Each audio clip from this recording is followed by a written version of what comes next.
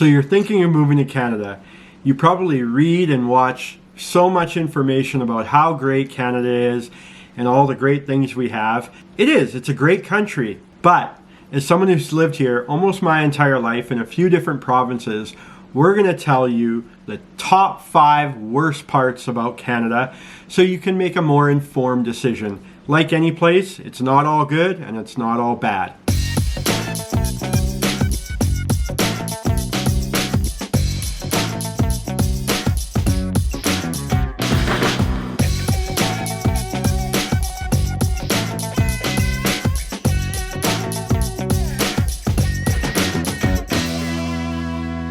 Gud subscribe ให้พวกเราด้วยนะคะ Before we get into that, make sure to turn on notifications, hit the subscribe button so you don't miss any content from us. Sadi Cup! Hello and welcome to Tishi Doko. Like I said, today we're going to talk about the 5 worst things about Canada. Just to give you a sense that, well, Canada is a great country with, beautiful nature, a lot of, opportunities for education and work, a lot of publicly funded services. Like any place, not every country is going to be all good or all bad. So we're going to walk you through the top 5 things that will give you a sense of maybe some of the not so great parts about Canada. This is coming from a Canadian, born here, lived in multiple provinces for pretty much my entire life. Number 1, expensive.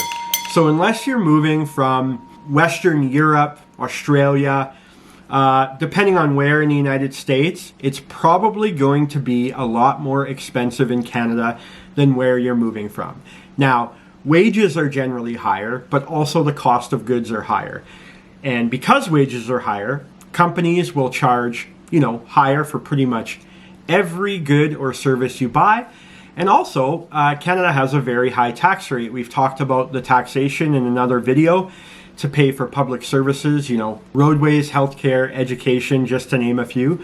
So on top of, higher wages creating higher prices, every good in service, no matter where you are in Canada, is pretty much associated with a tax. So this also increases the cost. So this is one thing because not only might you may be coming from a country with lower wages and lower income, you might also be coming from a country where the currency conversion is weaker than the Canadian dollar right now. So, unless you're coming from Australia, Singapore, where they're about equal, or the United States or countries in the Eurozone where it's stronger, it's likely that your currency won't be as strong when you convert it to Canadian dollars. So there will be upfront costs of moving here, and just day to day, things are generally more expensive. Number 2, because of Canada's high taxation rate and the fact that a lot of our services are government funded and government managed, there tends to be some inefficiencies, and this can create slow application, waiting times. For instance, our healthcare system, well, we pay for it indirectly, and pretty much everyone has access to healthcare. There often can be long wait times, even finding a family doctor, a general checkup doctor. Wait times for certain non-emergency surgeries, these can be a little bit longer. And governments are working to address things in childcare in Canada. But right now, there are long waits for childcare and preschool care. So these types of things, even though you have access to them via paying income tax and other taxes, you don't have to pay out of pocket directly, they can have longer wait times. They might not run as efficiently as if you were just able to say, hey, here's X amount of money, I want to enroll in this program. So, number 3, and this one might be the most unsurprising to you, the weather. Likely, wherever you are coming from, other than a few maybe obvious examples in Northern Europe or, Northern Russia, Canada is very cold. And actually beyond cold, Canada has very extreme temperatures in some parts of the country. Very hot in the summer, very cold in the winter. Again, Canada is a very big country, so we have different weather regions or zones.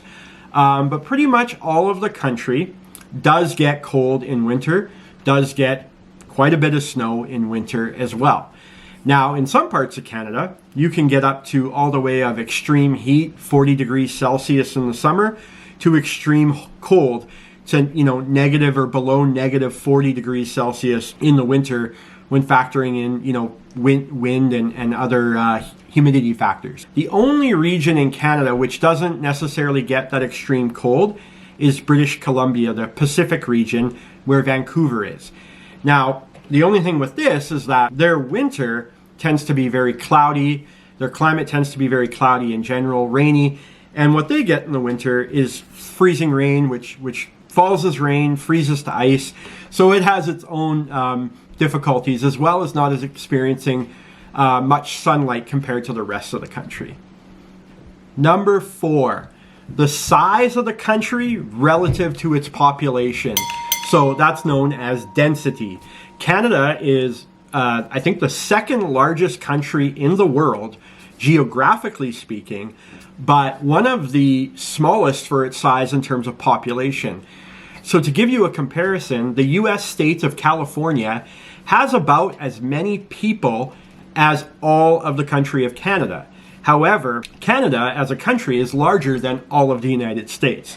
So we are quite a large, empty country. Why this is a bad thing, or can be a bad thing, is that it does create, domestically within the country, it drives up prices for some specific things. The number one is domestic air travel and travel in general. Because we are a large, empty country, we have a lot of kilometers to travel within the country with very or relatively few people traveling. So airlines, jack up the prices from flying from Saskatoon to Calgary, for instance. That's an hour flight. It can be quite expensive. Now, beyond air travel, driving with a vehicle, not only, fuel prices can be high, but it just takes a long time to get from province to province. It could take anywhere from, several hours to several days to travel from between provinces and across multiple provinces. Another thing the big empty country, so to speak, tends to raise the prices of is our cell phone, our mobility bills. So Canada has one of the highest rates of monthly cell phone bills in the world. And it's again because of the infrastructure needed to set up cellular towers, data towers across the country.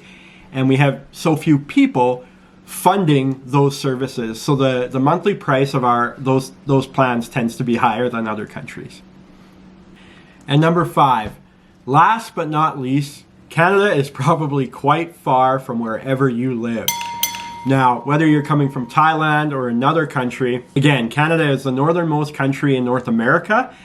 Unless you're coming from, the US or Central America, Western Europe, it's going to be far away, which makes it difficult, to travel home frequently. It can add to expenses. It can add to just a long time to get there. And really, unless you're living in Vancouver or Toronto, depending on where you're going, there aren't going to be direct flights to your home country. I think for Canadians, we really only can get direct flights to places in the US and to Western Europe. But generally, anywhere else in the world, you're going to at least make one stop in between to get to your destination. And in most cases, 2 or 3 stops is often the case. As someone born Canadian and has lived here most of my life, these are my 5 top things that I think are potentially the worst parts about Canada. The 5th one was probably more for newcomers than for myself. But with my wife being Thai, that one also applies to us as well, because it makes it harder to travel to see Tui's family and for them to visit us. So these are 5 things. There are others, but these are 5 things that probably impact you most in terms of cost and just day-to-day living. I love Canada. I've lived here most of my life, but we want you to have more of a complete picture than just all the beautiful parts and the good parts. Because again, nowhere is going to be perfect. So thanks so much for watching. If you have experience in Canada, let us know in the comments if you think there are other, maybe difficult parts about living in Canada that you want to hear more about or you've experienced. We really appreciate all the support. Again, make sure to hit the subscribe button and feel free to share this video with any of your friends or family that may be looking to move to Canada. Sadi Cup. See you next video.